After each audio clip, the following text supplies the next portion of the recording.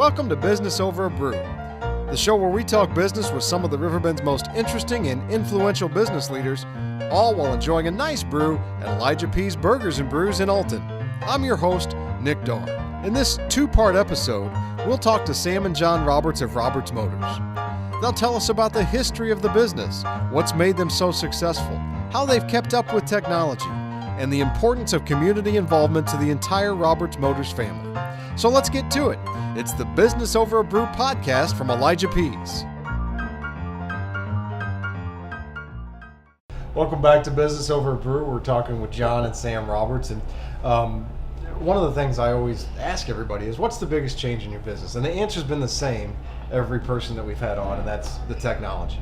Facebook, social media, things like that. I know that's been something that's had a huge impact on your business as well. And you guys do a lot with social media in terms of, but how has the car buying process changed, in terms of how do people buy a car now? Well, it's a lot different than it used to be. Absolutely. I don't know how far back I have to go, but it used to be that the average consumer visited 4 or 5 dealerships before they made a purchase. Mm-hmm. That was before all the internet stuff that's available now. Well, nowadays, it depends on who you listen to. It's between 1.2 and 1.6 stores visited before they make a purchase. So you got to be that one store they're coming to. Mm-hmm. And where that difference is what you said, social media and the internet. The people are going online doing all their homework first. Right. So you're sitting home, you're thinking about a new car, so hopefully a new Ford. And so you're online, you're doing your research, and you, of course, start researching product. Figure out what product you want, then you start researching where you're going to buy it. And when you're doing that research to where you're going to buy it, which is what you do now instead of visiting a dealership, you're looking at, usually you end up on their Facebook page. Hopefully, you see the videos, you see customer reviews. Those are big. How people perceive their treatment when they're there. And those make that decision of where that 1.2 to 1.6 dealerships that you visit.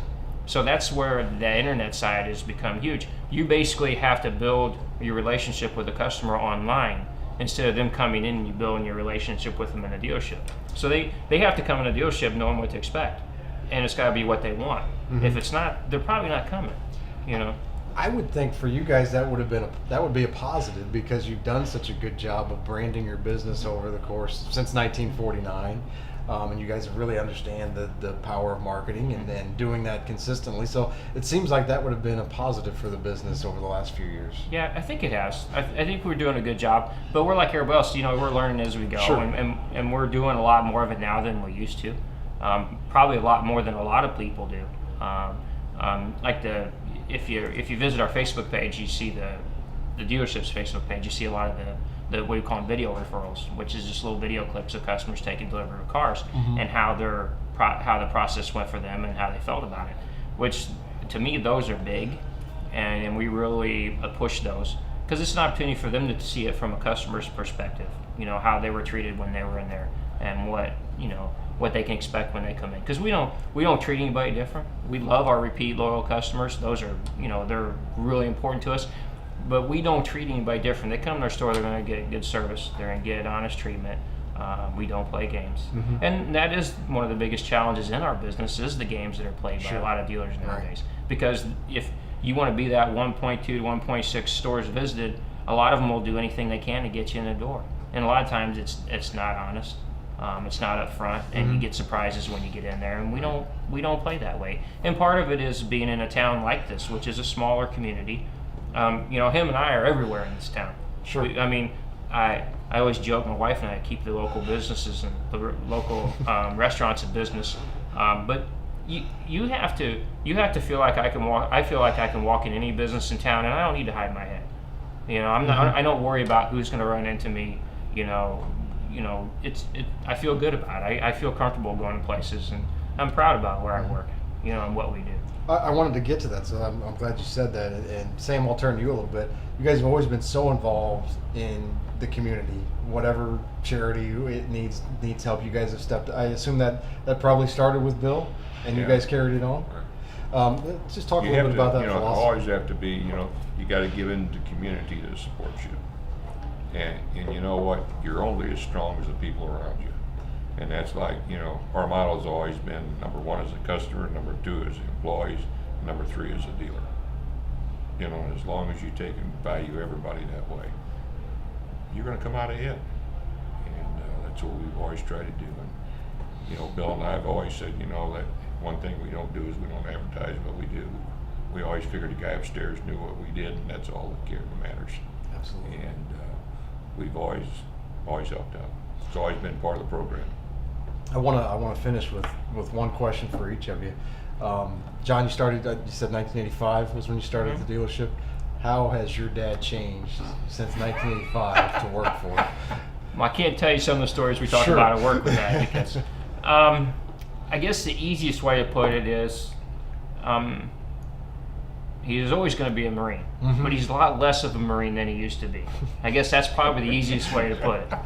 He's mellowed a little bit. Yeah. You know, he still has, probably the thing I always joke about, because he says it all the time when people are in the store, and he's probably said it to you. He tells people that I actually run the place now. He's just there. Well, that's true, unless I do something he doesn't like. And then he doesn't hesitate to tell me, I still own this place. Right. Well, it's funny. When I started the radio station, I don't know how they trusted me with the Roberts Motors accounts, because you guys have been one of our best advertisers for years. But somehow I got it, and as a new account exec, I had to go into Sam Roberts' office, and you talk about just shaking in my boots, nervous. And he didn't make it any better, I'll say that. He didn't make me any more relaxed. He was tough to deal with, but I hope that we've developed a good relationship over the years. And I think he is a little mellower than he used to be. So. Comes with age. You're still tough, Sam. I'm not saying that. But, and my question for you, Sam, is how have you seen John grow into the role that he's now in? Well, he's matured more every day. And, you know, one thing about John, he's not afraid to take on a challenge. And you talk about doing something, he'll find a way to do it. And very proud of him. In fact, if it wasn't for him, we wouldn't be there today. Great. That's the way I feel. Well, John and Sam Roberts, thanks so much for joining us on the show, first of all, and for supporting the radio station for so many years, and supporting the community and being such a really a fixture and a great business in the community. Thank you. No, we Thank you. appreciate it. Thanks for having us. Appreciate it. Thanks.